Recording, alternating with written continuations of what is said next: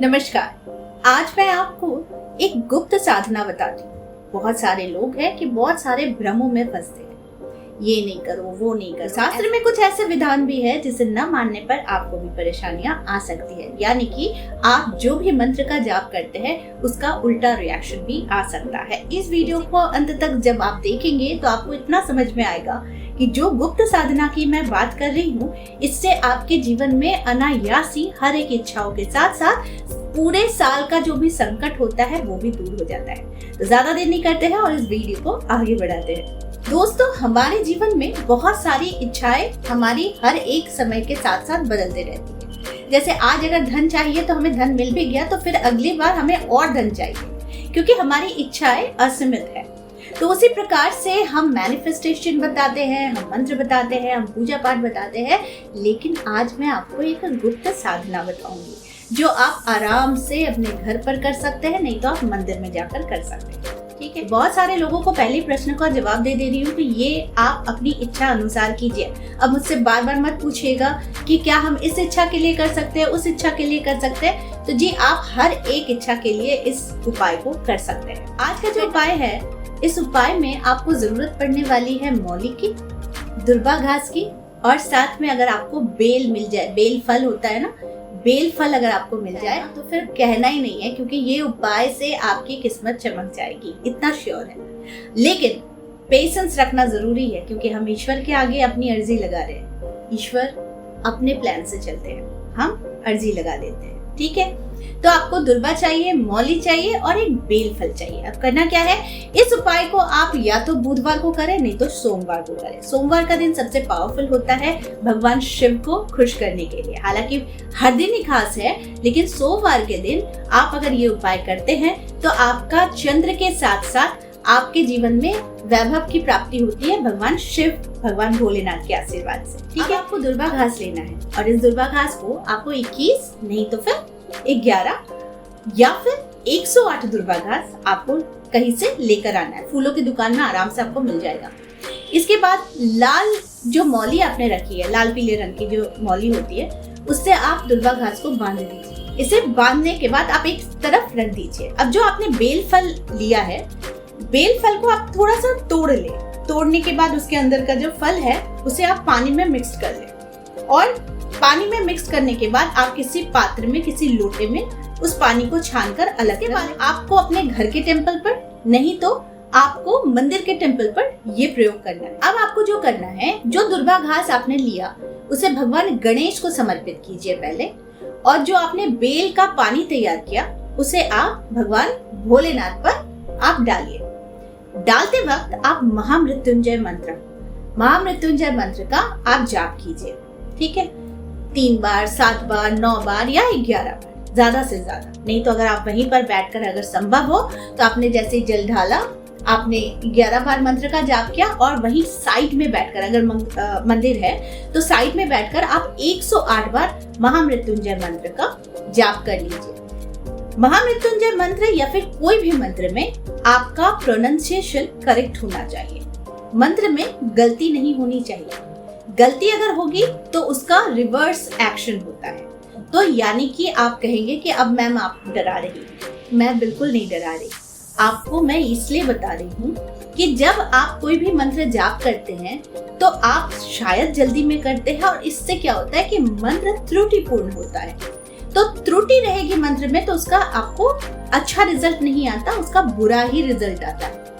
अब आप क्या करेंगे, तो जब आप कोई भी मंत्र का जाप करते हैं तो मंत्र के साथ आप जोड़ दीजिए इदम नमम, यानी कि ये आपको समर्पित है, ये मेरा नहीं है, ये मंत्र आपको समर्पित है। ठीक है, महामृत्युंजय मंत्र का पाठ कर रहे हैं तो फिर आप महामृत्युंजय मंत्र के लास्ट में इदम न मम, यानी कि ये आपको समर्पित है, ये मेरा नहीं है।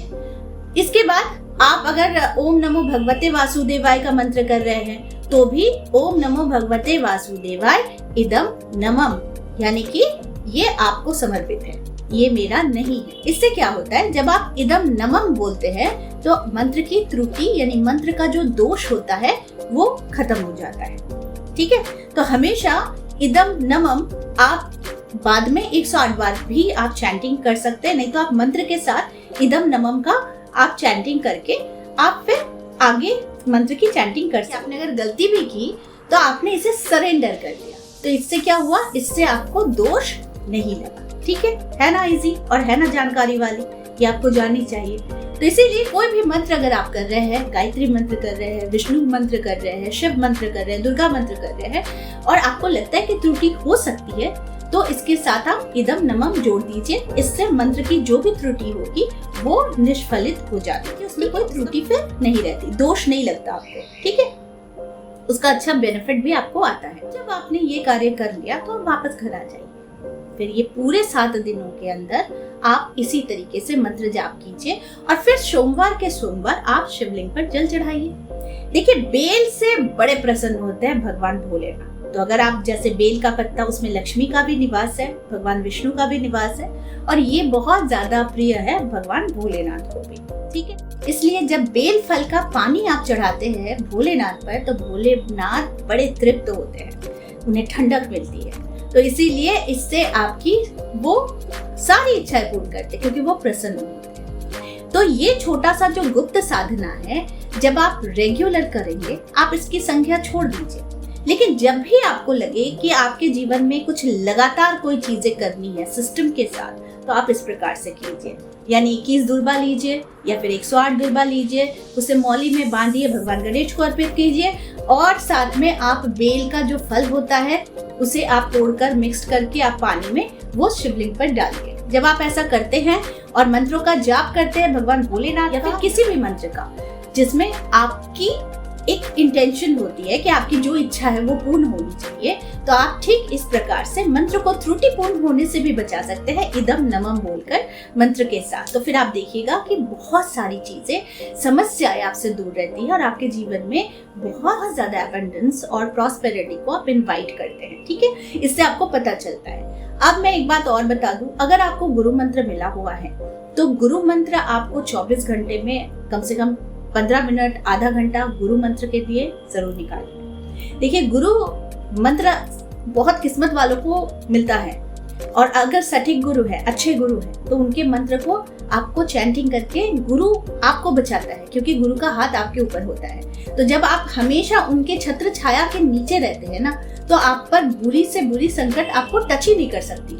अगर आते भी है तो वो छू कर निकल जाती है। गुरु मंत्र ऐसा मंत्र है जो आपको सारी प्रॉब्लम से दूर रखता है और आपके जीवन में हर एक अच्छाइयों को आपके तक आने देता है। इसीलिए कम से कम आपको 24 घंटे में कोई एक समय अपने गुरु मंत्र को जपने के लिए जरूर निकालना चाहिए। ठीक है, तो ये था गुप्त एक साधना मैंने आपको बताई है, जिस साधना बहुत सरल है, बहुत ज्यादा इसमें कुछ तामझाम नहीं है। तो इस अगर छोटी सी साधना को आप अगर करते हैं तो आप देखेंगे कि आपके जीवन में आप कितनी सारी चीजों को अट्रैक्ट कर रहे हैं। बस जो मैंने पद्धति सिखाई है, इस पद्धति को आपको फॉलो करना है और बस आपके जीवन में एबंडेंस और प्रॉस्पेरिटी को इनवाइट करना है। तो आई होप आज का वीडियो आप लोगों को अच्छा लगा होगा। इस तरह के वीडियोस मैं आप लोगों तक लाती रहूंगी। आज के लिए बस इतना ही, फिर मिलेंगे एक नए टॉपिक के साथ। तब तक के लिए आप सबको मेरा प्यार भरा नमस्कार।